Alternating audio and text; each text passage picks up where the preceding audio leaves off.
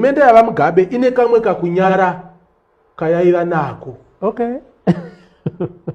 In terms yekubvuta bvuta. Iripo inobvuta Mukoma. Iri kubvuta iri kubvuta. Anyari. Like zvandakambotara the other time ndichiti vana va Mugabe tainetsana nawo hedu panhau yeurombe hwokudhakwa ndokumwa wawa. But dzanga dzisiri mbavha. Mukoma munhu wese akatakura senemu yevakuru vakabata nyika ino.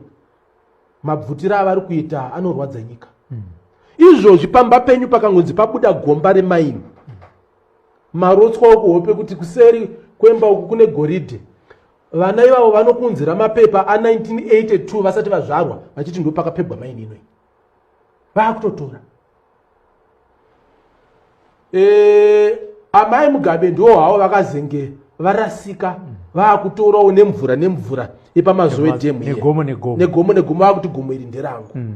But vaMugabe pachavo kuti uvawanire scandal yaunovati vakatora chanhengi vakazodini vakazodai vakadai.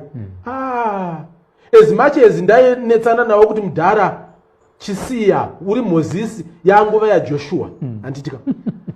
But in terms yekubvuta aiwa vakanga vasina appetite yegonzo. Leadership yatinayo izvozvi Mukoma yese kusiya kwevashoma vashoma ine appetite yegonzo. Mukoma zvinoita gonzo rikapinda mumba mako hakuna chinosara.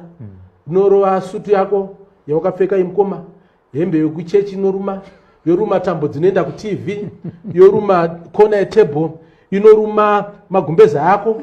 Iwe wacho yakarara.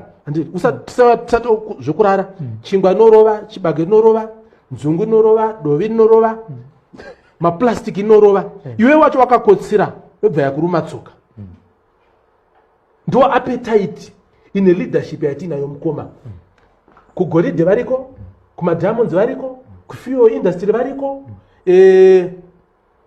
ku command agriculture variko, ku